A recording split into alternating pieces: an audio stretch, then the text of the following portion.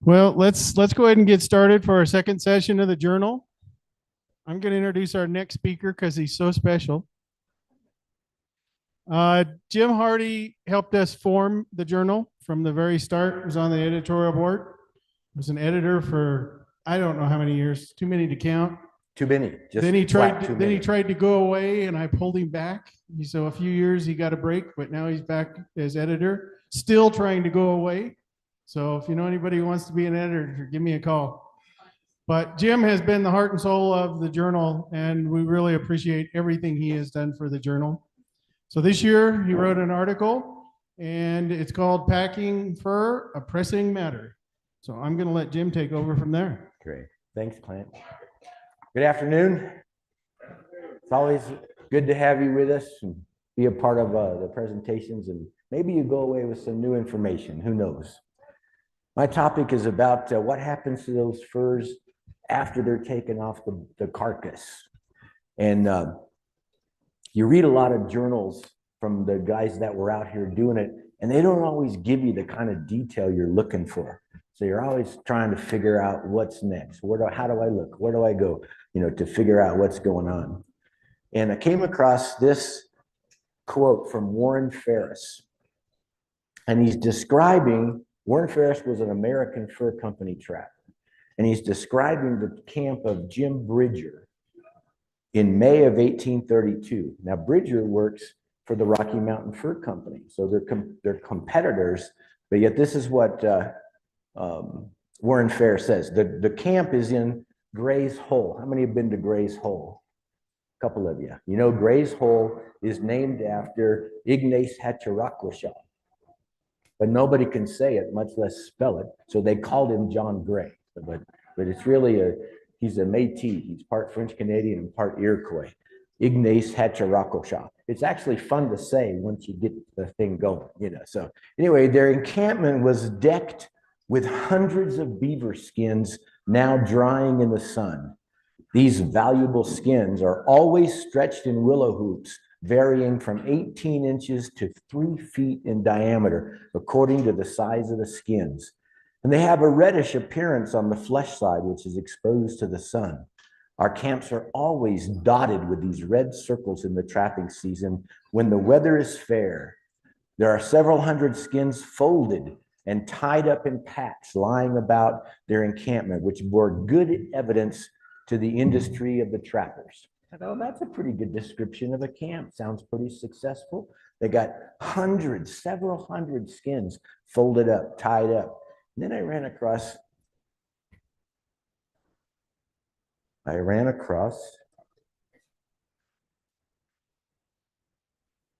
really did run across something. Can I just use the button? No. There it is. This is what I ran across. It doesn't want to go. That's just it. There we go. This is a painting by John Clymer. And I thought that looks a lot like Jim Bridger's camp, almost exactly what Warren Ferris was describing. We got all these hooped beaver that they're folding and putting in this press to make them into packs. And they got extra hoops laying around where they've already taken the packs out. And I thought, that's pretty cool. I think I can write about that. Now, as I look at this, I wonder about this method of folding, because that's going to make a nice square pack and a square press, but it's going to be soft in the middle. So I'm not convinced that they would have folded them that way. Warren Ferris said they folded them in half, and that makes more sense to me because now I'm not going to have that middle, soft place. But I thought this is a cool picture. Anybody ever seen this before? It's a relatively obscure climber. It's in a private collection, the Bama collection, which just sold to a gallery down in Santa Fe. So there we go again. Let's try. I'm just going to use the button from now on. So here's a couple of quotes about those packs. Green skins are cleaned. Well, that makes sense. You got to scrape all the guts and the gras dew off so that it can dry. Stretched out, dried, and folded. There we go again. A dry beaver pelt weighs usually from 1 to 2 pounds, but there are some of 3 pounds weight. That's a pretty good sized beaver. That's a big one. About 60 beaver skins are bound together in a pack. 2 such packs make an ordinary load for a mule. Now that's a quote from Dr. Frederick. I have no idea how to say that. Wieslisinus, is that pretty close? Rick, you're a German speaker. Wieslisinus, that sound right? And then Robert Campbell, he said we had 150 pounds on each mule. When we hadn't the means of weighing, 60 beavers were rated at 100 pounds. And that's 1832 when he's at the Pierre's Hole Rendezvous. 150 pounds on each mule, typically 2 packs, running around 75 to 80 pounds apiece. This quote goes on to say, in the early days, it didn't take 60 beaver hides to make 100 pounds. He's talking about the beavers being much bigger in those earlier days, because he comes out in the mid 1820s, packs along with Jedediah Smith, and he's been trapping around ever since then. Now, he talks about weighing. A real common scale that was brought out to some of the rendezvous was this steelyard. Campbell brought one to the 1832 rendezvous. And essentially it gets hung up in a tree or something, or if it's at a trading post, it might get hung in a rafter. Put that bale on the hook, and then this weight slides back and forth and tells you how much it weighs. Here's a simpler, just a balanced beam scale. And you can see the calibrations on the side. As you slide that weight along, it tells you how heavy your packs are. And when you look at like William Ashley's 1825 records, his packs were really light. They were 25, 30, 40 pounds. And you always hear, oh, they were 100-pound packs. Well, that's not what Ashley did in 25. And even as you look at all these other quotes that I put into the article, 60 to 80 seems a lot more common than anybody doing 100-pound packs. But simple beam scales like that and those steelyards show up on a lot of the inventory records. Campbell actually sells his steelyard to the American Fur Company that's there. So he must have packed everything, got it all weighed up, and then made a little profit on his tools. That's pretty slick. Here's an even larger beam scale. This is actually in a cotton factory, so it's not fur trade necessarily, but it demonstrates how that larger beam scale hung from a rafter can weigh really large loads. And in the article, I talk about different sizes of these scales that show up at the forts. Fort Union had 2 different size scales, one that could weigh up to a couple of 100 pounds and one that could weigh up to almost 500 pounds. So just depending upon what the post needed at the time. Of course, Fort Union is bringing in a lot of beaver in the early days, but much more bison robes in the later days. So they're going to create heavier packs to begin with. When you look at the journals, there seems to be 4 categories of pelts that they talk about. When they just talk generally of fur, they're referring to basically the rodents, the felines, the canines, the weasels, that kind of thing. If they're talking about skins, they generally mean deer, bear, raccoon, but they might include some elk, moose, and antelope. When you talk about a robe, now we're talking about a buffalo hide that's been tanned. I even found one account from a trader that said that they never bought a robe that wasn't tanned. I thought that was kind of an interesting thing to say, because you know some of those came back untanned that they made into other like belts for industrial machines and things. And then a hide was the full pelt of a summer-killed buffalo calf dressed without the hair or a short-haired bull. Robes always had the hair on. Hides could have the hair off. And so when we look at all these things, it was kind of tricky to figure out, are they talking about a buffalo robe? Are they talking about a elk hide? You know, that kind of thing. But this 4 categories seems to play out pretty well. So keep that in mind as we go along.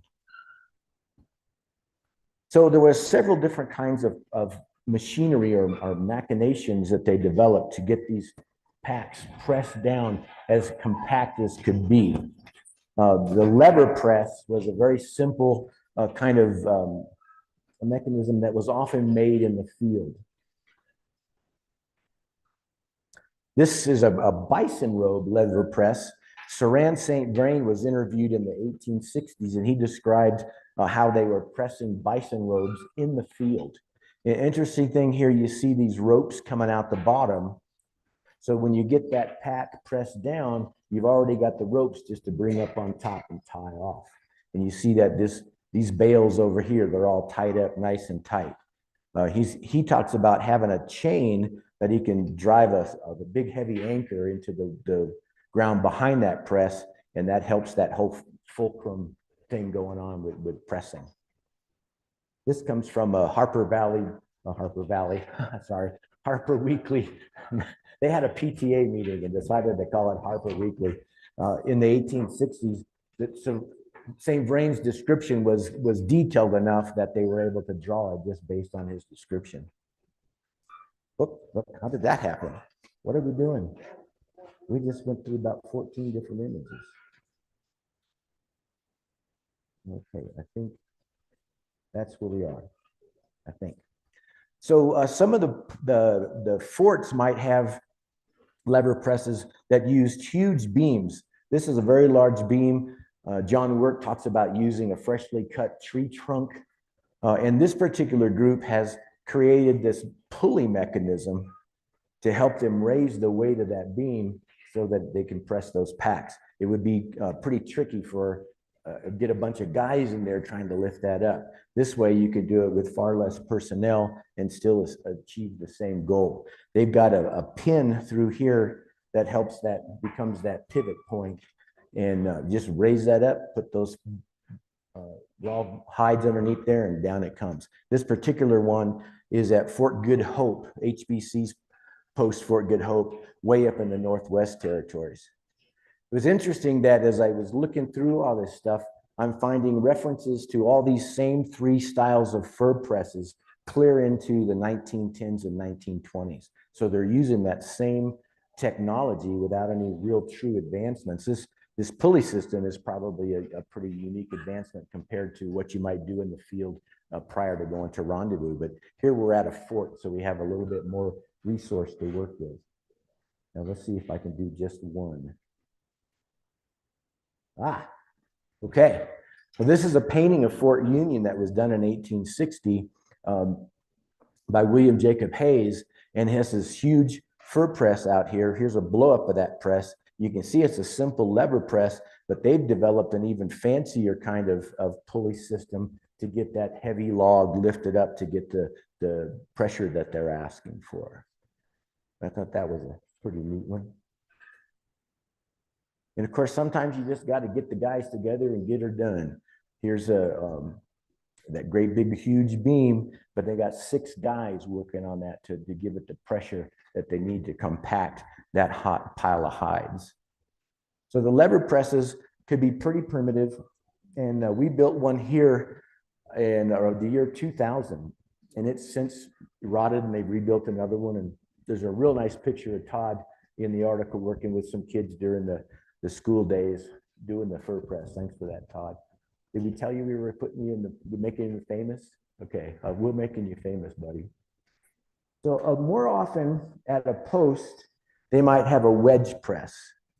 And these presses they have some logs that are boards that are permanently placed. They get this pack of furs in there, and they start stacking other boards in, and then they drive wedges to push those boards down. So they're constantly making it go smaller and smaller by using those wedges. John Work, he describes this whole, over about a week and a half, 2-week period at Fort Simpson of them building this wedge press and then finally getting it done. This one here is at Fort Resolution. Again, it's at an HBC post up on Great Slave Lake. And you can see these permanent logs and how they've got the furs in here, put those boards in there, and then start driving those wedges in to just push, push, push. Just creates enough pressure to get those packs down to a manageable size. Here's what John Work was saying. We had the remainder of the first pack. Part of them pressed when the weather cleared up. He'd been waiting, it had been raining off and on, and he didn't want to try to pack these in the rain.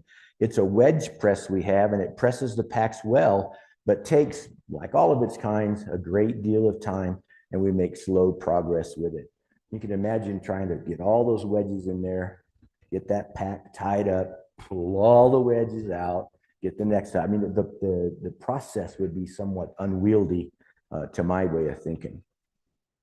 But the Fort Simpson is named after Aurelius Simpson, who was a relation of George, and it's up the coast into the Canada area.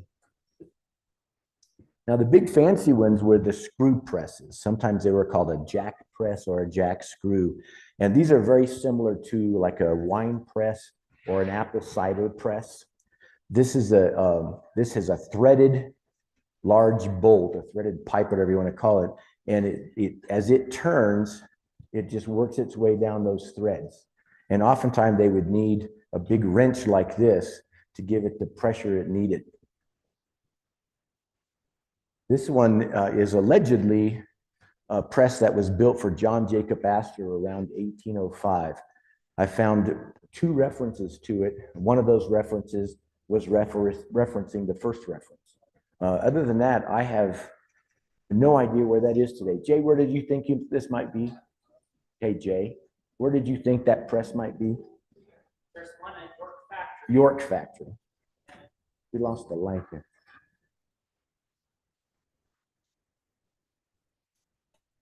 See if we can get our images up.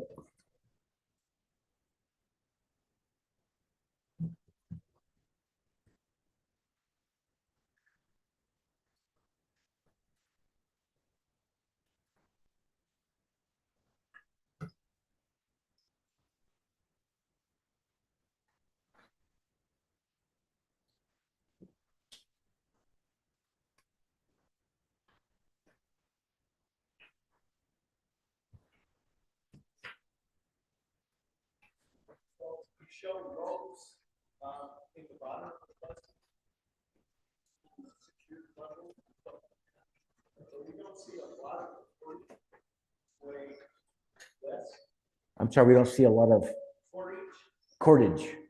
Yeah, right. It's way out to the Rocky Mountains. So is it probable that those were made ropes? And if so, were they hide ropes or Hide ropes more than oftentimes. You often see them referencing cords, and those cords are essentially, not braided necessarily, but twisted leather straps that they can use to tie these down with. And the dogs love them. Yeah.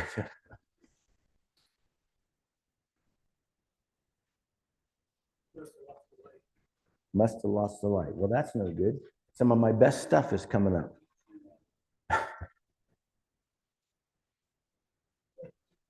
Yeah. so?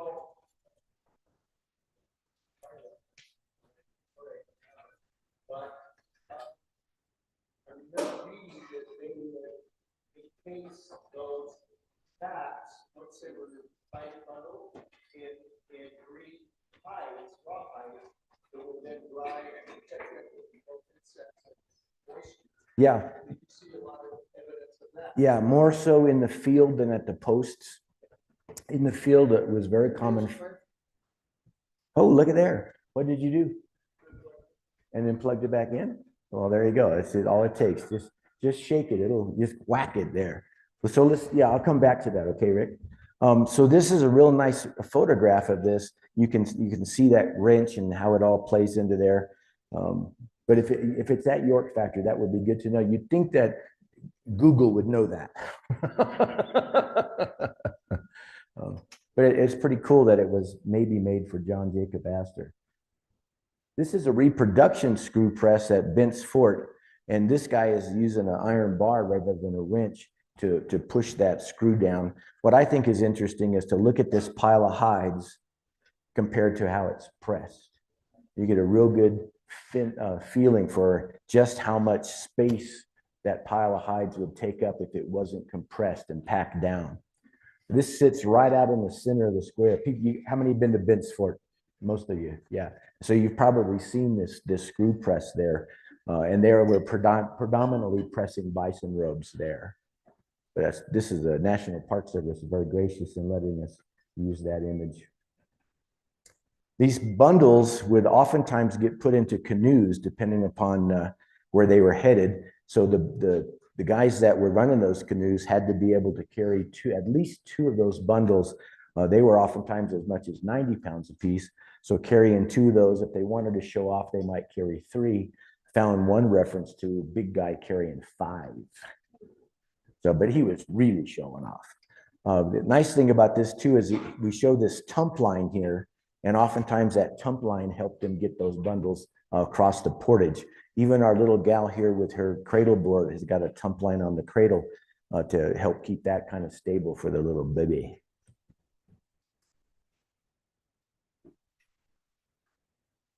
So once those packs got to the post, it wasn't unusual for them to open those packs up, spread all those pelts out, get them thoroughly dried. They would oftentimes beat them to get rid of dust and insects, other filth, and then they'd be repacked for shipment on eastward. And there, a lot of the places, particularly in the Pacific Northwest, there was a lot of dampness, and that dampness can spoil those hides pretty quick. So the pelts were held, if they were held at a depot for a very long period, they were regularly checked for evidence of insects and taken out into the yard for airing and cleaning. A lot of references to beating the hides. Stephen Meek, Joe's older brother, he was hired by Smith, Jackson, and Sublette in 1827. And he said, the first thing Mr. Sublette had me do was go into the basement to rum the hides. Well, rum the hides? What is rumming the hides? So he goes on to describe that they would sprinkle rum across these hides to kill the moth larvae. And he said, we sprinkled so much that we were all starting to get drunk from the fumes. And so Bill comes in, he says, Mr. Sublette instructed us to have a few sips before we start. So if they're going to be rum and hides, just let me know, okay, and I'll do my best to help you out, because I'm a giver, right? So, and part of that plays into what you were asking, Rick, about using green hides to make a protective bundle of there to help keep out the dirt and the dust and the insects and stuff. Ramsey Crooks describes receiving an order of deer skins that was so full of insects that it was just hardly worth even take him any further than that. At the post, and particularly Hudson's Bay Company, it wasn't unusual to use canvas and even linen as that wrapper, that outside wrapper to protect those hides. But there were several references to using those green deer hides that once they got wrapped around and they dried and become like rawhide, that they make a pretty protective package there. So this isn't showing up pretty well, but it's better in the article. So coming down from upper Missouri, coming in from the Platte, the Rendezvous, most of those furs came into St. Louis.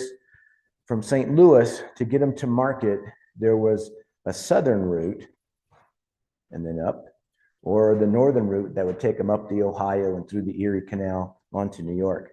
And what they discovered was that in the summertime, this was great. In the wintertime, it was pretty moist. There was a lot of humidity there. So, or reverse that.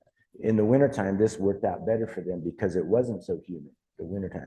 Going this way, the wintertime, they'd run into ice and snow. And oftentimes the canals would be frozen over. So they began to be seasonal.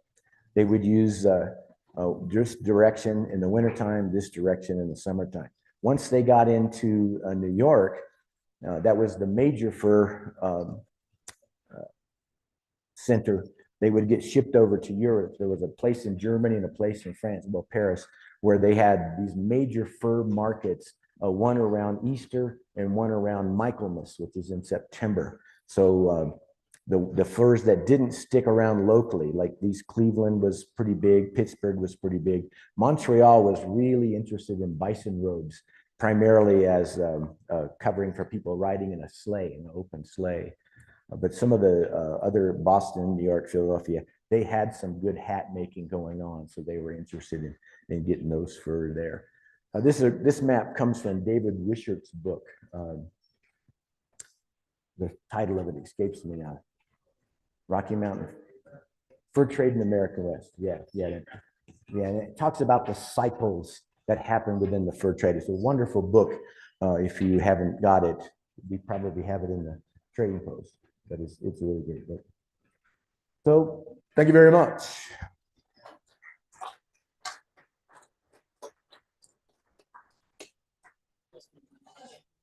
Early on, the Boston fur seemed to be, So is it on? Yeah. Yeah, okay. We see early on that Ashley and others are taking their fur to get onto the Missouri River as quickly as possible. And then, and generally using bull boats on the Wind River and various things and the Bighorn to get them to the Missouri River, where they then seem to have been transported to maybe a little larger vessels to carry down to Missouri. But later, it seems like mules were used more to get them out of the Rocky Mountains. Do you have any thoughts as to why the shift and why the difference? Well, the biggest thing happens with the Arikara encounter in 1823 that forces people to start going overland. If you're going overland, you got horses taking supplies out. That's now going to be your method of getting the furs back. So it's just a matter of how the whole transportation system is evolving over time. One other question. Joe Meeks talks about having to work in a factory in St. Louis, where it seemed like they were shaving the beaver hides and then only sending the fur out. Was that common, or was the whole hide shipped generally to the European markets? I'm not familiar with that from Joe Meek. The hat makers in Europe insisted on having the whole hide. Because what was happening in Europe prior to all the American fur industry burgeoning was that the guys that were bringing in the furs would bring a bundle of fur and say, oh, here, this is all beaver. But they'd find a little sheep, a little rabbit, a little goat. So the hat makers had a lot of power. The hat making guild said, we are not going to take a beaver if it's not on the hide. And then when those hides get to the hat maker, the first thing they do, shave it off. Yeah, but I'm not familiar with Joe Meek talking about shaving hair. Although I get asked that questions by school kids sometimes. Why don't they just shave the hair? Put the beaver in a barn with heat lamps and let him grow a bigger coat. Yeah, tell me. Yeah, the three types of presses, which ones were the most commonly used? Or were they all pretty much used the same? Well, I think it depends on location. Those screw presses, Thomas Fitzpatrick gets called to testify in a court case, and he talks about knowing where there's 4 screw presses. 3 are in St. Louis, and one is up the river a bit in a Missouri Fur Company post. So there's only 4. Those field presses, the lever presses, are pretty easy to build. So I can see the guys popping those together when they get ready to head to Rendezvous, when they've got the big camp and the beavers are all around, or if they've had a really successful few weeks and they want to get those packs in a cache or something, that can be thrown up, in no time. Those wedge presses are pretty much trading posts. They're not going to build one of those in the field. So if you're at a trading post, you're probably going to have a wedge press, maybe a lever press. If you're in the field, you're most likely going to do a lever press. So it has to do with, where you're at in your transportation cycle.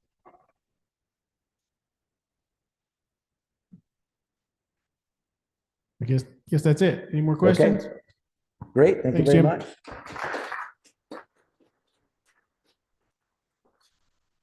Do we have clays on here? Oop.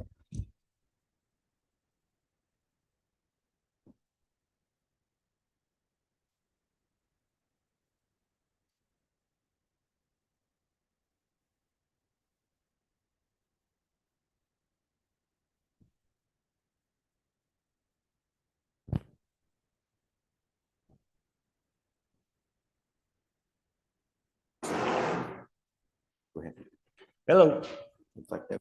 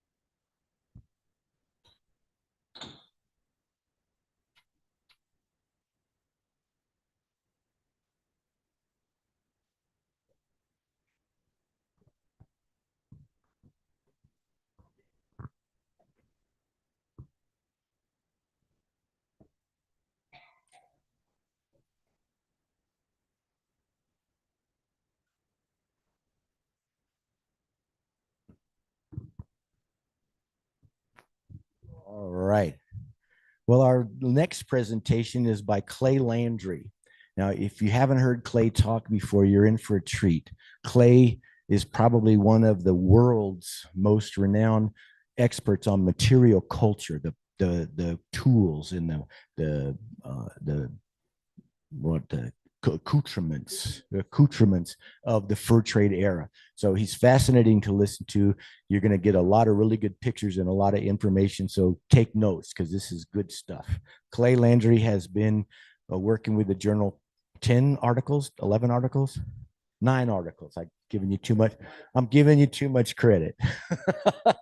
Let me turn it over to Clay Landry. He's going to be talking about cheese coats, capotes, and calico, the clothing that was traded at Fort Hall from 1834 to 1837. Clay.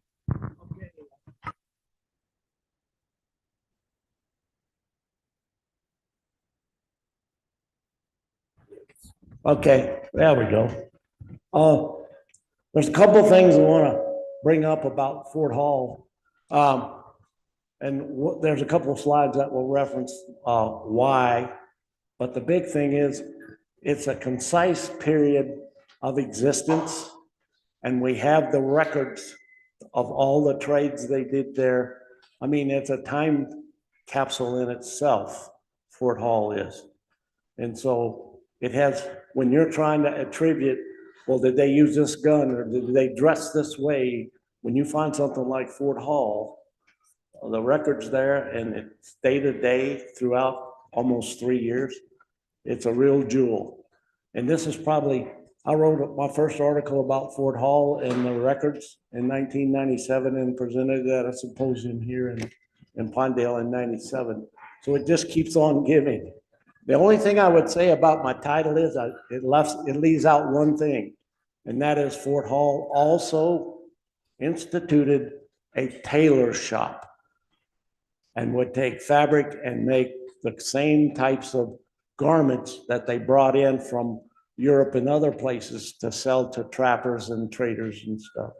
So the last couple of slides in my presentation will show you the production of the tailor shop. And there's a little story about the tailor, what happened to the tailor that Wythe intended to use. The reason Fort Hall even exists is because the leaders of the Rocky Mountain Fur Company had an agreement. They were going to purchase the trade goods from Nathaniel Weiss Company, which was Columbia River Fishing and Trading Company, at the 1834 Rendezvous. And I'll lose them. Yeah. And so they had a contract and everything. Wythe had some financial supporters. He instituted the company. He gets there and the Rocky Mountain Fur Company is going broke. They're liquidating. And Wythe had mainly dealt with Milton Sublette. Well, William Sublette was the guy that was supplying Rocky Mountain Fur before Wythe got involved. And so basically they disbanded their company and bought their goods from Bill Sublette and left Wythe holding $3,000 worth of trade goods that they had agreed with they would purchase at this rendezvous. So then Wythe wasn't very happy, but they followed the contract. They gave him $500, but he made this promise to him: I'll roll a stone in your garden. You'll never get out. And that was going to be Fort Hall. He was going to take those goods and build a fort.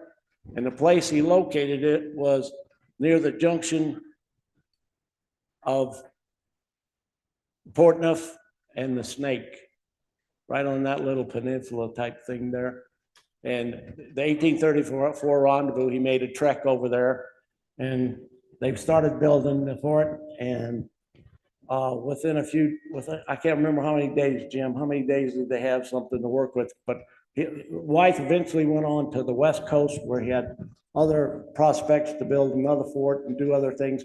But he left them with a certain amount of goods and instructions and how to run Fort Hall. And it's named after Henry Hall, one of his partners in the Columbia Fishing and River Trading Company.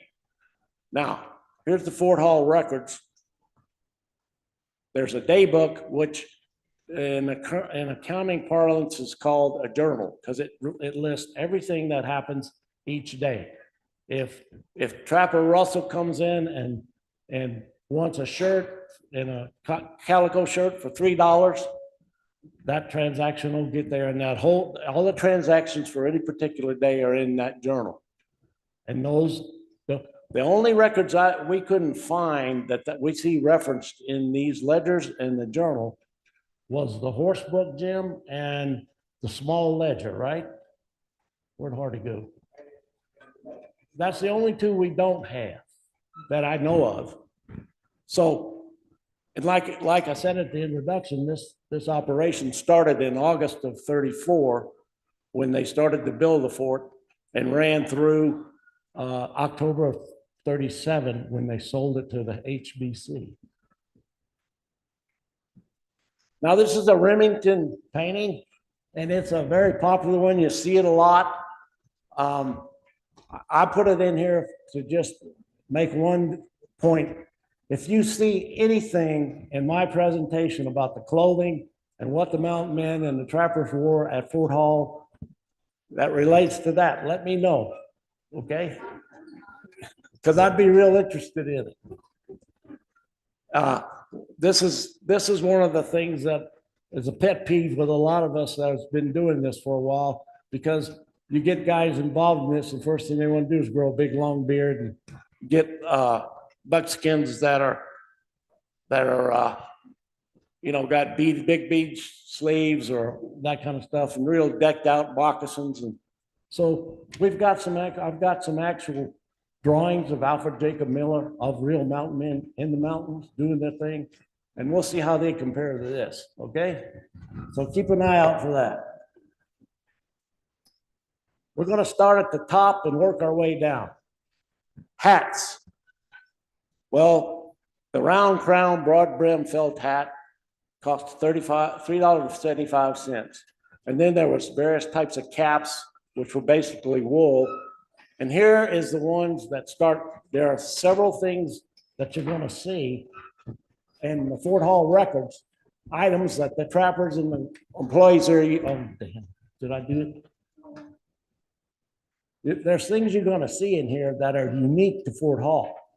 And so I'm going to try to point those out first. And if we get a little behind time, I'm going to skip and just mainly emphasize those things.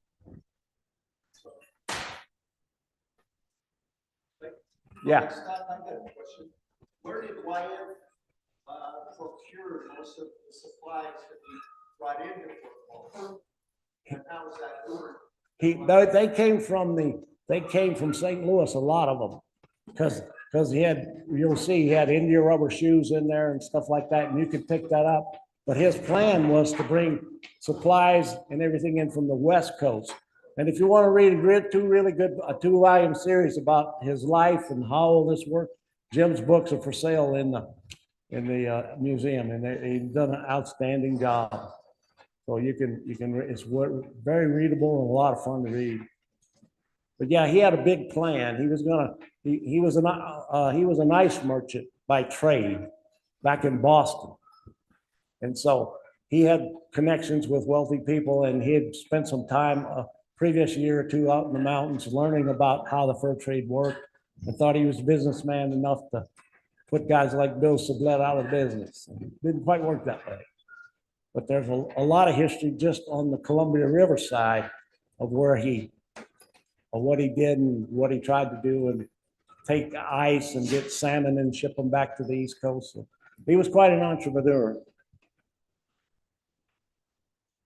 Did that give you a good enough plug for the book, Jim?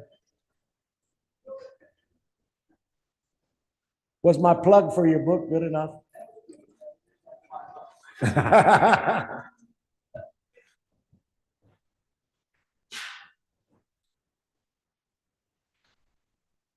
Well, the slide that showed hats, there wasn't very many hats, because probably most of the guys that showed up there already had a hat.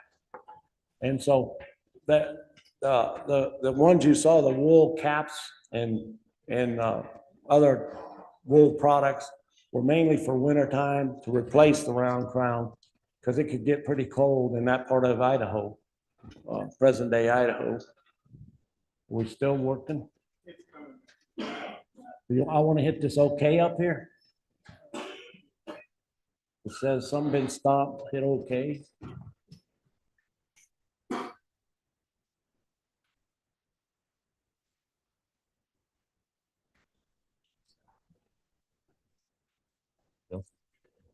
Works very good. I hope it works.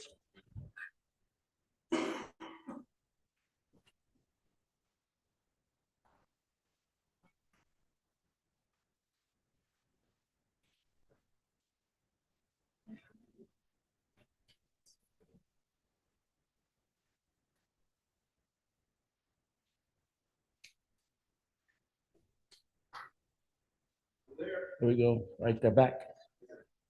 We got caps, there we go. Perfect.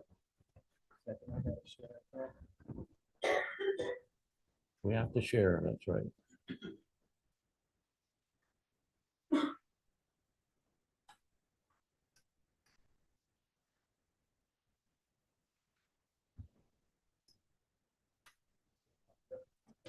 All right. Yeah, because the 31 sales of headgear is not a lot because once from the time they built the fort till the 1st of January of 1835, there wasn't a lot going on. There were just guys hanging out there finishing the cabins they needed to store goods because Wyeth actually cached a lot of the goods in the ground and took a big part of them with him to the West Coast. But anyway, the things that are different and unique for Fort Hall in this slide is 5 waterproof hats, 3 Chinook hats, and 1 Indian hat. The Indian hat is, we think, a wolf-eared cap that I'll show you some pictures of in some of the Alfred Jacob Miller paintings. The waterproof hats can be made 2 ways. They can be made a straw hat that's tarred, or they can actually get some rubberized waterproof cloth and make a hat. And I think that was the way these were made with the India rubber. Chinook hats were seen by Lewis and Clark, and they brought some back. And I'll show you what a Chinook hat looks like. It's a Chinook basketry hat on the Columbia River plateaus, and they were very common in the Pacific Northwest, and they made them in different designs. But the number one headgear for mountain men was that round crown, right, you know, almost like a cowboy hat, but it was a round crown. It had a broad brim. It fit all their needs. And you'll see that and these other things coming up. Here's an ad from the Missouri Republican showing you that India rubber products, India rubber cloth could be purchased in St. Louis in 36. And this company, where are we at? Roxbury India Rubber. I did a piece on India rubber products for the journal, what, 6 years ago, Jim? And it's all about the formation of Roxbury and the products they made and how many made them out west. So we already know that we got India rubber, we got rubberized hats. This is an 1850s fisherman, and I'm pretty sure that's the kind of hat, same hat that they had at Fort Hall. You ever think you'd see mountain men wearing rubber hats? All right, shirts. 376 cloth type shirts sold at Fort Hall during the 3.5 months, whatever it was, they were in existence before they sold out. Most of them were cotton based and calicos and those type of things, plain cotton, and they were really cheap, $3. You had 109 wool flannel, and those were very popular, but they came in 2 colors, red and white, and they're about 50-50 split. And then 12 fabrics were sold, and that's a cotton that's woven at an angle, and it's a little heavier duty. And then there was 31 gingham shirts. But, you know, here's this terminology. Okay, the clerks at that post had to understand this terminology, the difference between gingham and flannel and all this stuff to put the right pricing and things on it. So somebody had to know what they're doing when it came to marketing these products and what they paid for them and things like that. And this is, I'm pointing, I like this slide because Calicos, they got their name from a town in India that, where a lot of this type of cotton product came out of originally, Calicut, and then morphed into Calico. But look at the patterns that you see. And we're going to look at some millers, and you'll be able to pick out what those mountain men are wearing that sticks out of their coat. And these printed patterns or these little flowers and whatever they are, they show up in some of these millers. We'll point them out. And this is flannel. And the difference is that it's a twisted wool yarn and it's spun loose with a loose texture. So it's soft and spongy and it really protects you in the wintertime.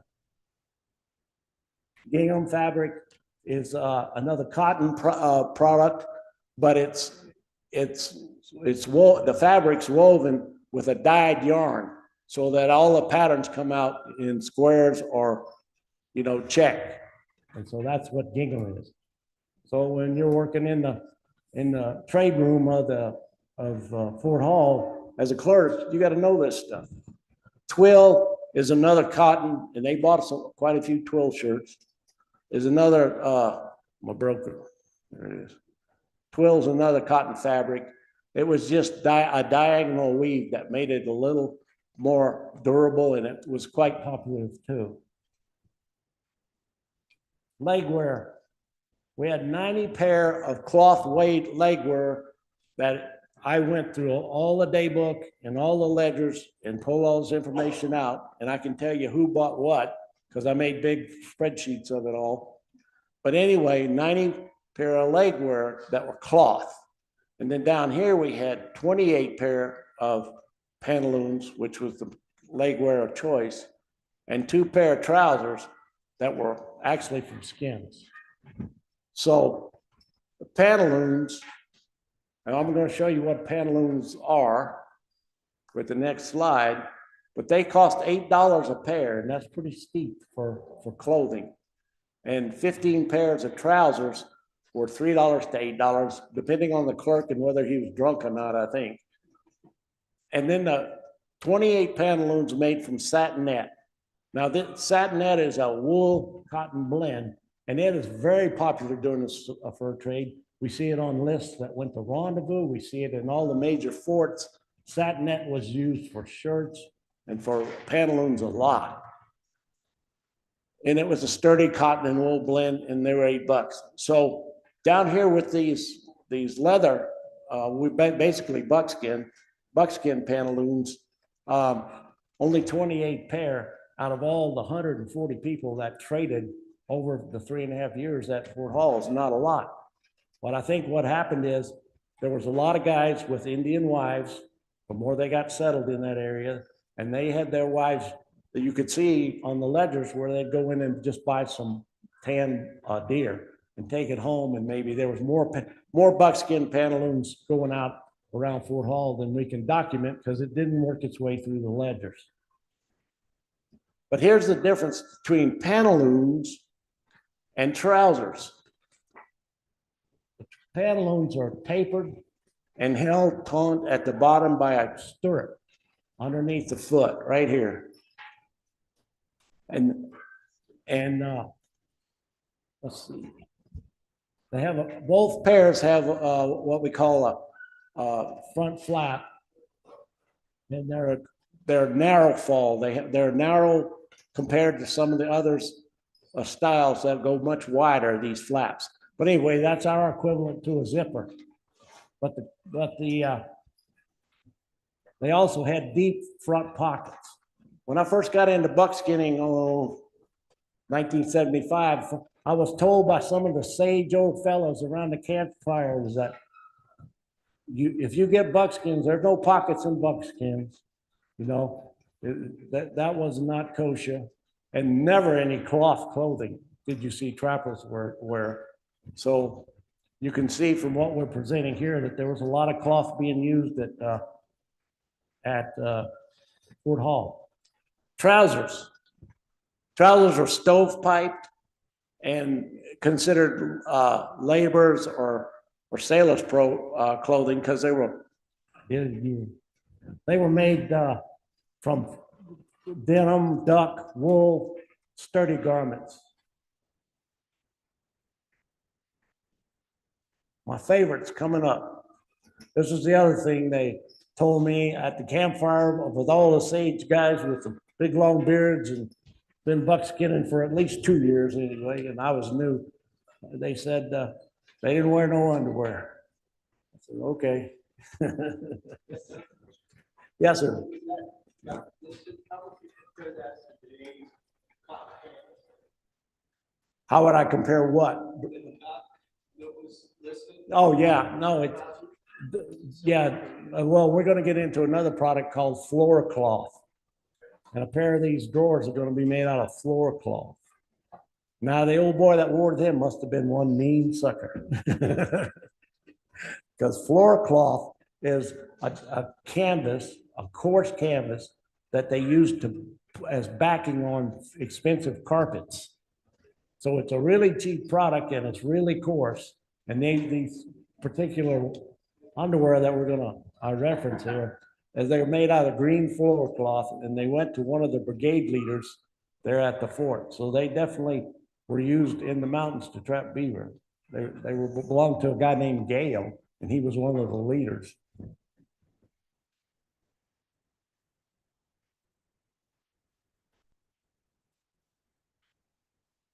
The reason I can go ahead and talk about this too. How come there was only 22 pairs of drawers sold? How come? Well, shirts during this period and the colonial era were made with long tails. So long that you could pull the back up in the groin area and push the other one down, and it acted like a giant diaper. And that's how they got around using drawers. So drawers were kind of the gentry style, and the working man didn't use that because he had long tails on his shirt. So there was only 22 pair of drawers. Oh, finally got it back. 22 pairs sold, and this is what they look like. They're knee length, and they have a regular button up the front. And they came in wool, 5 pair of wools, and canton, cotton flannel, and 2 of them were from floor cloth. And they were green floor cloth. And I think that old boy, I don't think I would have wanted to wear them during the winter, but anyway, that's what was there. Oops. And I know Brad talked about John Russell, or actually Osborne Russell. And I put this slide in to give you an idea how the cost worked. Because Russell was not a trapper when he first got employed by my wife. He was a camp keeper, and he got paid $13.88 a month. And he had an 18-month contract. So it's getting wintertime. Russell's helping build the fort, and it's getting wintertime in January of 35. And poor Russell wants to keep his body warm. So he gets a pair of woolen drawers and a nice red flannel shirt for $8 he spent on that. Look at the percentage of what he makes for the month.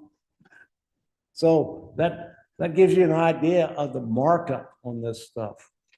And the funny thing about this, and I don't have a slide to say it, but when one of the tribes would come in and they would meet with the Indians and they would make gifts, they was expected that the trappers and traders would give gifts to the Indians.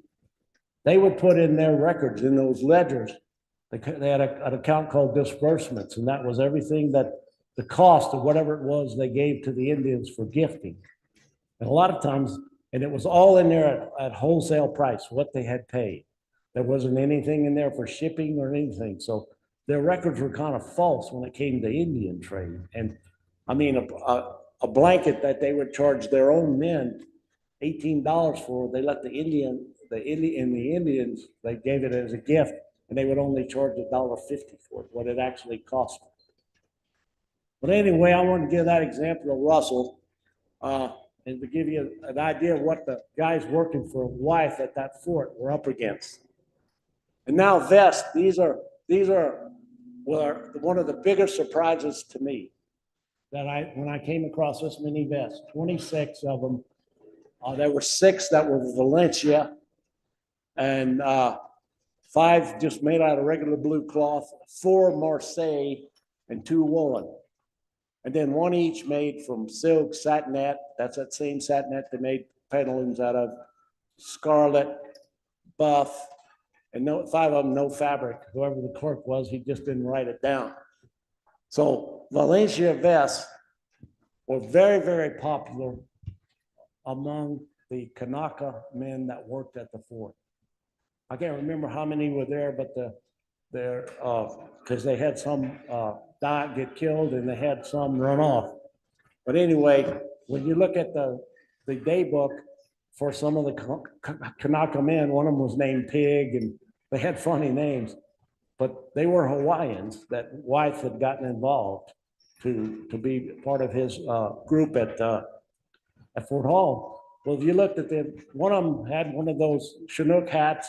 He had satinette pantaloons. He had brogans, and he had a Valencia vest. And that's what he wore. And he was supposed to be a trapper. I've got this is a mid 19th century Marseille, and then I've got the Valencia here. Here's Valencia, and I really like this one. That's fancy, isn't it? Can you believe that was out in this country for trappers to wear? And there again, some of the Kanaka men had them, and I know 1 or 2 of the regular fur men got them. But Valencia is a silk wool blend dyed with silk threads. Silk threads were used to do the patterns, dyed silk threads. Marseille fabric is a thick cotton wool blend fabric, and it's woven with figures or stripes and embossed to give them an embossed effect. But here's what they cost: $5 a vest, and for the Marseille and Valencia, and the regular cloth vests were quite cheaper. But there again, the Kanaka men, they like that. They wanted to wear those Valencia vests. And then here's a summary of all the coats and jackets and the type of jackets. And there again, here's some things that I'm going to point out the things that are unique to Fort Hall compared to other trading posts during this period, and even the goods brought to Rendezvous during the 16 years we had Rendezvous. A monkey jacket, a pea coat, beaver team, but India rubber coats. Yeah. So we had an India rubber hat. Now we got India rubber coats. There were 19 jackets, 9 coats, 10 leather hunting shirts. And if you've seen the guys around here in their buckskins, just about all of them have it looks like a coat, and it's got long, kind of like almost a frock coat, and it's buckskin. That's what that is. It's called, they called it a hunting shirt because they would wear it as an outer garment. And it was totally buckskin, had long fringe. And we've got examples of that, I think, somewhere in here. But the India rubber coat, the monkey jackets, and the pea jackets were unique to Fort Hall. I've never seen them on any other records. Leather hunting shirts go back to colonial period. They cost $5. So beaver team is a coarse cotton that's soft and pliable, and it's water resistant. So hunting jackets were made out of beaver team because it would be somewhat water repellent. Monkey jackets. When I first started going to a microfilm, I got 1 reel of microfilm from the Oregon Historical Society that had all the Fort Hall records. And when I started going through that microfilm one night, I found monkey jackets. And then right after monkey jackets, I found Guernsey frocks. And I really had some questions in my mind. I had to keep looking at that microfilm to make sure it was actually from a fur trade fort. But monkey jackets were worn by guys that worked in the Navy, mostly Navy or seafaring guys. And it was commonly worn by young men on warships called the powder monkey. And they would bring kegs of powder to the cannon, 17th, 19th century. And they came in blue or drab. And they also, one source says, yeah, that was one way they named the monkey jacket, but another says they made copies of the bigger jackets, and that's what they put on the little monkeys for the organ grinders. So if you look that up on Google, you'll get both definitions. Boy, that thing don't like me, Clint. Yes, sir. This period pretty much corresponded with the Industrial Revolution. So a lot of this stuff was new to the trappers. It was as new to them as it was to the Indians. Wasn't this a new era in the worldwide production of? It was for some things, but there again, I did a paper on Guernsey frocks that was published in the Museum of the Fur Trades quarterly, and I was able to go through, because there's this great resource on newspapers. I mean, you can get them back in the 1700s and work your way forward. And I did that. I started in like 1800, just looking for Guernsey frocks. And there was ads in most of those newspapers from St. Louis all the way back east to Boston, New York City. There was ads about Guernsey frocks. And for some reason, Wyeth was the only guy to think that maybe those might be handy in the mountains when you're trapping beaver. He was the only one to take advantage of that I can find in the records. So, but you're right, there was other things coming up that Roxbury Rubber Company, they were only in business a year before Wyeth left in 1834. So he was from Boston. He probably knew the people that started that factory and was ahead of the program on that also. It is, and that Roxbury factory there in Roxbury, Massachusetts, was the first India rubber factory in the country. And so those products you see coming out of here were some of the first products. And this is the fur trade. You got to keep reminding yourself, this is the fur trade. How we doing? There it comes.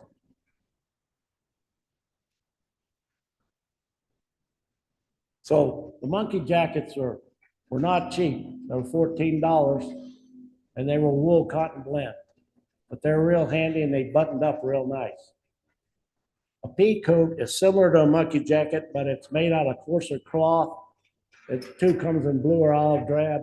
It's got 6 buttons down each side, and it can be fastened all the way down to the waist, and some of them go almost to the knees. Price for one of them was $20. And here's a Guernsey frock. And I actually have a Guernsey frock. I should have brought it, but mine's a new one. I bought it about 15 years ago, right from Britain. But they're wool, basically a wool, blue or olive drab. And they're called Guernsey because they're knitted by the women on the English Channel Islands, Jersey and Guernsey, a lot of Guernsey. The sheep are big there. Sheep industry is big there. And those frocks were famous with sailors the world over from like the late 1700s on. And they're very heavy wool and they're very warm, and especially if you're in windy conditions. And 19 of the Guernsey frocks were bought by different members, traders, workers at Fort Hall for $4.50 each, which probably was a pretty good price. We're back to the other unique part here is the footwear. We're finally to the bottom of the body here.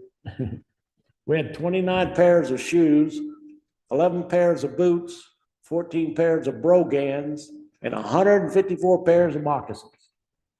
And that's saying that's what the ledgers show. So how many moccasins Indian women made at their own camps for trappers and stuff could probably be 2 or 3 times that much.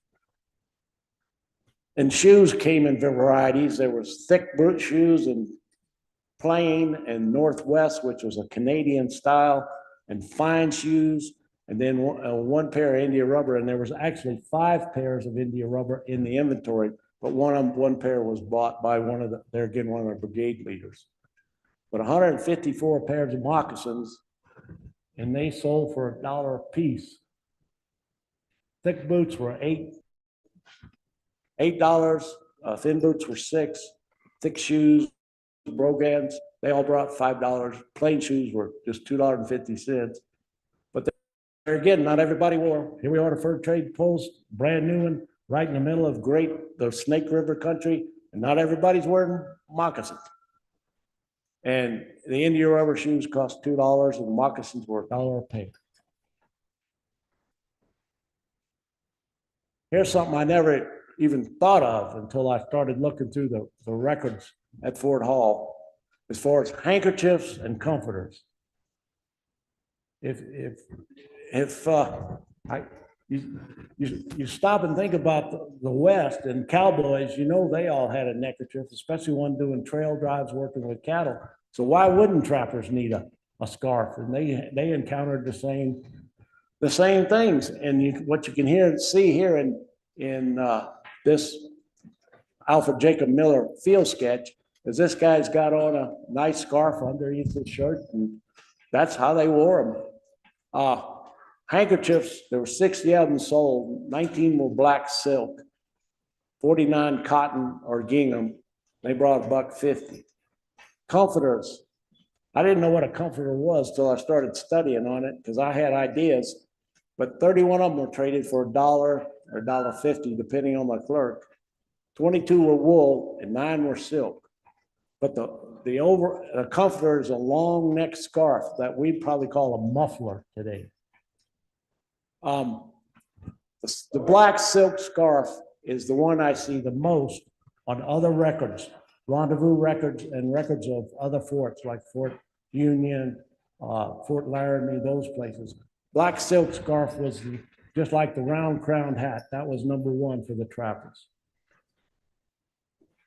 Capotes. There again, there's a chance that most of the guys that went to work at Fort Hall, whether they were trappers, camp keepers, whatever their jobs were, they probably had a capote or a blanket coat of some sort. But capote comes from the French word, which refers to a hooded coat, and they were made from wool blankets. And the French Canadian trappers were the first to really make them popular. They're very handy. And the fur companies, of course, sold the blankets and they'd sell you a blanket or they'd sell you a capote. And the Fort Hall, when we get to the Fort Hall tailor shop, you'll see they made quite a few capotes. But 21 capotes were made from green blankets, 14 from blue, 10 from white, and 1 from stroud cloth, which is a kind of a heavy, not as heavy as, it's an intermediate thickness between the blanket and regular flannel. And the price for blue capotes was $18, $20 for the green and the white.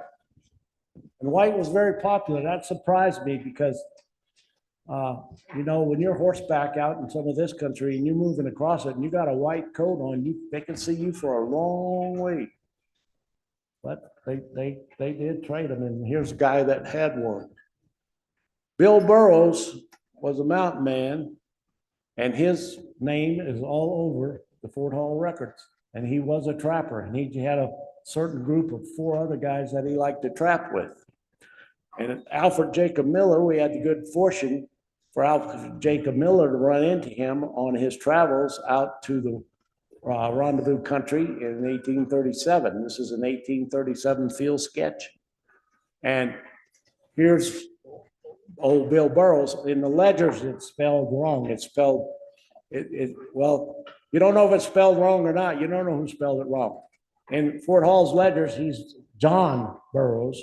Here he's Bill Burroughs with RR, and in there it's ROUGH in Fort Hall's records.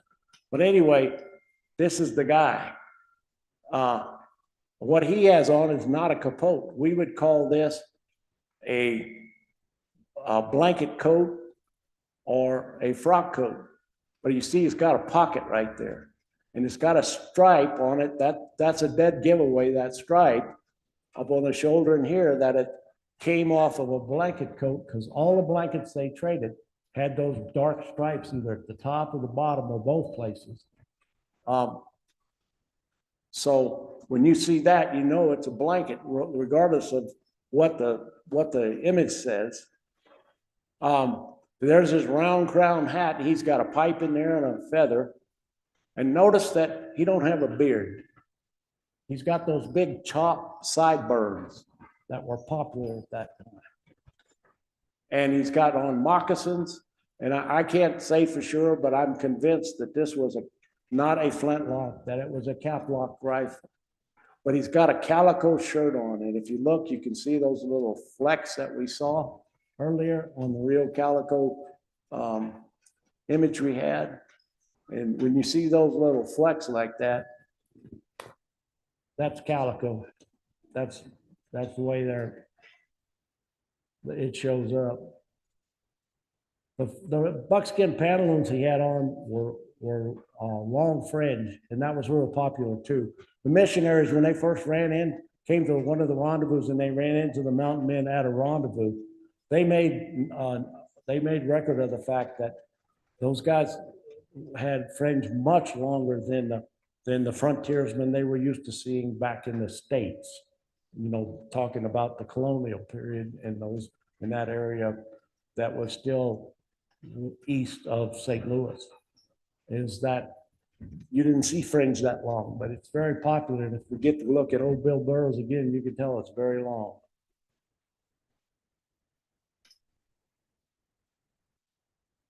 The moccasins that he had on is a style that drives us nuts. It's called pucker toe. And that's more of an Eastern Indian, the Indian tribes of the East, like the Iroquois and Cree and Creek, and those tribes made those pucker toes. And they're real easy to make, but they end up with a vamp in the front. And it's either red cloth or whatever there. And the style that all the Indian tribes made in this part of the country was not pucker toes. They made a one-piece fold over with soft soles, and it was not the way this moccasin was made. But all of Miller's paintings with mountain men and show moccasins, he shows pucker toes. So it's one of those mysteries about, well, where these come from. Maybe I know there was bundles of moccasins brought out west that were bought on the East Coast in supplies and through American Fur and other big companies. So maybe they were taking Eastern Indian moccasins because they could get them cheaper. But if they got a pair made from an Indian woman at Fort Hall, they would not look that way. There's Pierre. He's in a sitting position. You can't quite see the cuff that goes under the foot to hold those in place, but you can darn sure tell by the way that coat fits him that that's tailored. And you can see the tailoring on the buckskin pantaloons too. And he's also got spurs on. And look at the fringe. This is a field sketch. This is the kind of sketches that Alfred Jacob Miller made. It was kind of like us taking our camera and shooting a snapshot.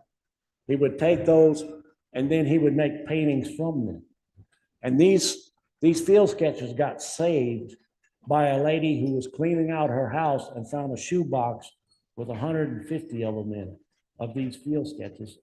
And May Reed Porter was her name. And she was smart enough to know what she had. She worked at a gallery somewhere in Maryland, I think. So those got saved. And so whenever you want to know what the real mountain men look like, because Alfred Jacob Miller later in life, he had a tendency, if he was trying to sell a painting, he would add stuff and maybe things weren't as correct as what he originally saw when you see something like this. He would embellish them a little bit to make the client that he was painting that painting for happy. So I like to use these field sketches, and I think most of the ethnologists that deal with Indians and stuff like that, they like those too. They feel like it's a more accurate depiction. Here's another one. Black Harris And you can see there again, the long fringe, but look at his shirt. You can see the specs on it. And he's wearing a buckskin hunting shirt like we talked about, because it comes down to his, almost to his rear buttocks down here. But that was, he's got on moccasins, and the guy behind him has got on one we think is that Indian cap. It's a hood, and they just put if they didn't have a capote, and they had a coat, they would make those hoods. And you see them a lot in Alfred Jacob Miller's in his paintings, especially ones he made early on. But Black Harris, that's this guy's name, is wearing a fringe skin leather, a lot of heavy fringe, leather hunting coat, a calico shirt, fringe buckskin pantaloons, moccasins, and then I have yet to figure out what that thing on his head is, because I don't know how you could attribute that to anything, unless it's a gun case, a buckskin gun case that they wrapped around their head, because you can tell it's not a wolf hood like they wore. A lot of those hoods they would actually put ears on, make them look like wolves. You see some of those in his paintings. And here's a Miller with a guy with a blue capote on, and you can see his spurs. I think my things are dead. And the trapper in the back of the painting, he's wearing a wolf. You can see the ears on the hood. So chief coats were a common item in all of the fur trade going back a long time, because they were basically used, they were fancy coats, and they were gifted to the Indian chiefs or leaders, however the traders identified them. And they were trying, it was a gift to the leader to create goodwill so that they could make trades and trade stuff to them, sell stuff to them. The cuffs and collars were usually gold and silver braid, and just almost everyone I've ever seen an image of or whatever, they're made very much like the military style coats of that period. And this particular one was painted, I can't even remember this guy's name, but it was in northern Montana around Kalispell, the Indian tribe up there. Painted by a Jesuit. Yeah, Jesuit, yeah. Point, yeah, it's Point painted it. Yeah. And you can see look at the colors and how fancy it is. So chief coats, they were priced at $20, and they gave quite a few of them away, but they also sold a couple to some of their own guys. And now we get to the tailor shop. We're about to the end of it here. On July 4th, 1835, Wythe had hired a tailor named Samuel Thorne and brought him over, and they were on the West Coast. Thorne never did make it to Fort Hall, and he was killed by blacksmith Thomas Hubbard at Fort William, which was a fort that Wythe put in on the Columbia after he left Fort Hall, in a gunfight over a woman. And you'd think a tailor had more sense to mess with it than mess with a blacksmith, but he didn't.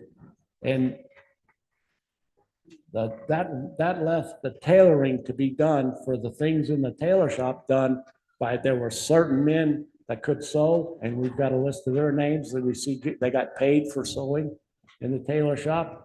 And the Indian women, like it says at the bottom there, Indian women, mostly wives of the men, and certain Fort Hall men were skilled in sewing and made most of what you're going to see in the Fort Hall tailor shop. And here's what was the production from December 8th, 35, because the tailor shop started December 18th, 35, and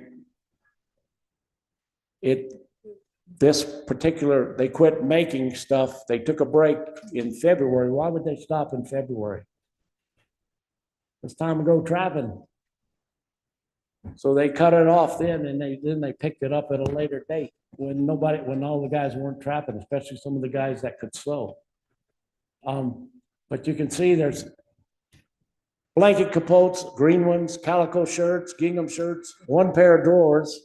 I think that was the floor cloth, check shirts, cotton pantaloons, same kind of stuff we just went over.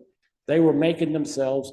And what they would do is they would put their retail price on it and show that that's how much stuff they had to sell. These all went into the Fort stock. But then there's, on this next list, they had some calico shirts sold, waiting for the owners to come pick them up. But there again, it's all cotton shirts.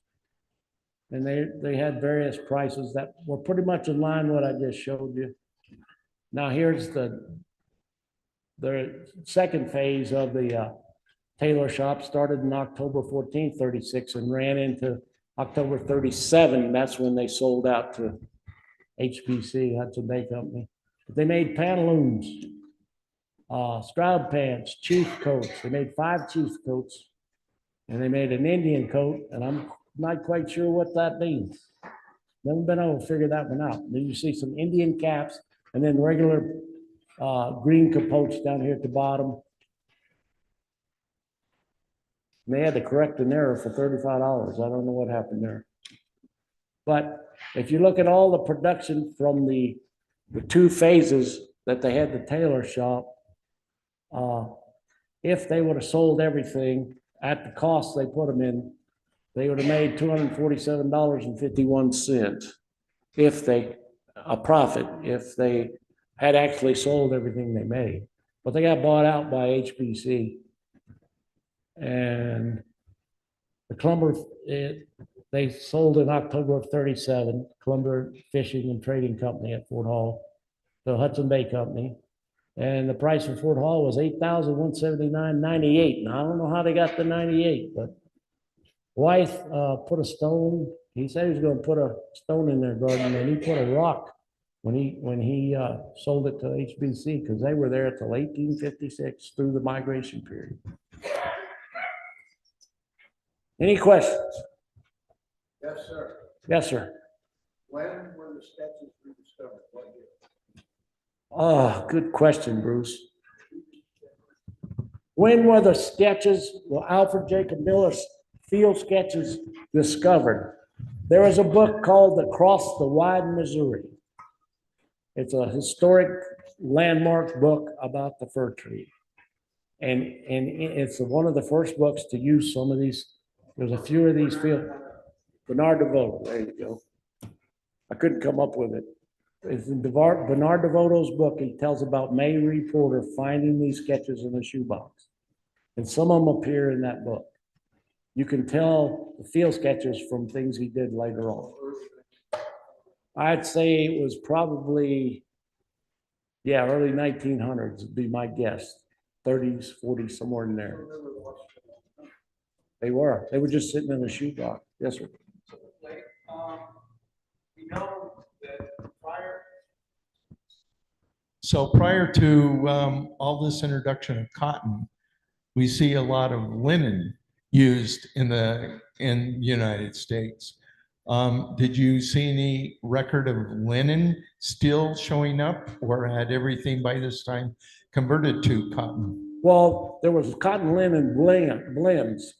Well, where you see the linen come in is it's a blend, but linens were still, I mean, they were still popular, but not that much at Fort Hall, because they pretty much went cotton products and then they went wool products or wool blends. And when you see the word worsted, that means it's wool, it's woven. There's a couple things I didn't even go over, like socks. There was a lot of socks bought and sold at Fort Hall. That rifle, like I said, that Bill Burroughs was holding, I'm convinced that is a percussion cap. And one of the things that convinces me is I've got a list of all the percussion caps bought and sold at Fort Hall during this period. And his name is on that list, buying 1,000 percussion caps. So I'm pretty sure, and that's one of the things some of the people here that's not familiar with the history of the fur trade might not know, but we fight tooth and nail to be accurate on the stuff that you see these guys wear and that it's proper for that period. Well, there's this huge argument about when percussion caps replaced flintlocks. And did they have any come to rendezvous, or did they have any in the field during the rendezvous period? Well, I can show them one in a bona fide out of the mountain man that was a trapper. So that's kind of why we do this, and that's the fun we have with it, clearing the fog of history away and trying to put a little light on things instead of listening to the old boys at the fireside telling you they didn't have this and they didn't do that. Yes, sir. I may have missed this, Clay, but why were pantaloons with a stirrup on the bottom in the Because moccasin? Why were they more important? have you ever than heard of a guy by trousers? the have you ever heard of a guy by the name of Beau Brummel? He was the fashion setter in Britain from the late 1700s to like 1840 when he passed away. Huh? Drummond? No, Beau Brummel. Beau Brummel. He was and what he did was he took, up until that time, all their clothes were very frumpy and loose. And he started wearing, the pantaloons, original pantaloons he started with were tight down to the calf, and that was it. And then he come up with this style, holding them down. And if you look at one of those Bodmer paintings where he painted himself and the other guy meeting some Indians, they have on the ones with the stirrups on the bottom. But what I can tell you from being a horseman, riding in the mountains and stuff, if you got on even leggings, even on my buckskin leggings, if I'm not wearing pantaloons, I have a stirrup down there because that holds that legging in place and won't come up and chafe my leg or anything like that. So it has a practical function. But the style came in through the East Coast, through Britain and France, with old Beau Brummel promoting those things. And there was at least a 15-year lag in styles coming across the pond and making their way into the colonies and especially getting out on the frontier. But here you have mountain men in the 1820s and 30s wearing a particular leg wear, the style out of buckskin, but the style goes back to a guy named Beau Brummel in Britain, who was the guy that all the women looked up to for style. So there you have it. Yes, sir. I remember reading sometime that most. I remember reading, and when I was 20. No, that all the silk back then was what was referred to as raw silk, which was that it didn't look like the shiny polished silk that we're familiar with today. Have you seen anything to support that one way or the other?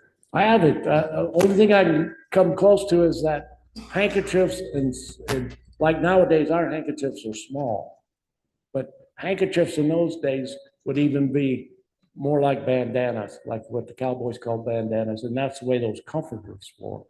So, and the silk, from what I understand, from what I can read and kind of read between the lines, the silk was much more sturdier, and so it was made from a heavier fiber or whatever the silk thread is, coming from the worm was a little bigger. But it's hard to pull that kind of stuff out. I've got a book on fabrics from the early 1700s to the 1800s, and there's all kind of tidbits in there. But a lot of times she's pulling things, the author is pulling things out of newspapers, and that's where you find a lot of this stuff. But they were selling India rubber products in St. Louis not long after wife left there to go to the mountains. And it's amazing how quick some of that stuff filtered into the Rocky Mountains. Well, I appreciate the audience. We had a lot of fun. And if you got any more questions, I'll be happy to answer.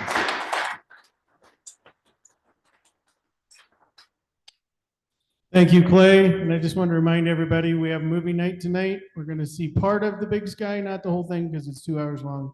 We're going to see the last hour, and then we'll have a group of historians come up and tell us what they think about it. That'll start at 6:30. We're gonna do journal awards at that point. And then we'll have some beer and pizza. And Jay Buckley's here and gonna do a little memorial on Fred Gowans. And then we'll get into the movie. So please join us tonight. That's tomorrow? Oh, tomorrow we got more talks. And those start at what time?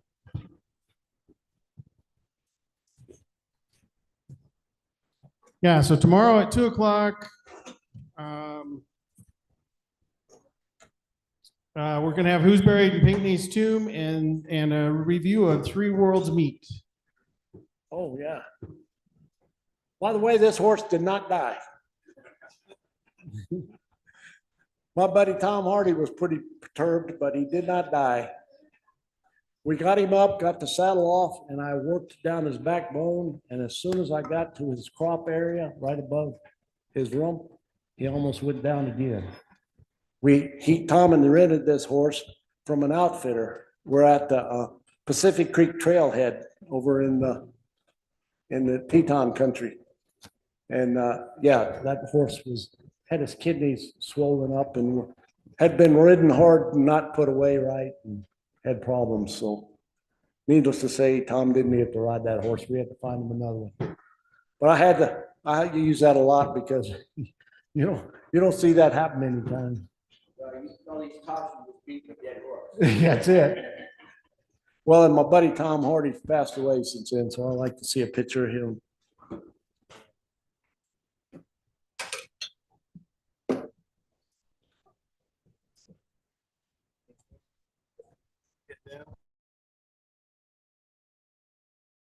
Let me see if I can. Yeah.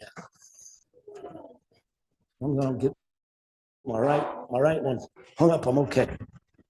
All right, we got her. Thank you. I'm gonna take your mic. Oh, yeah, yeah.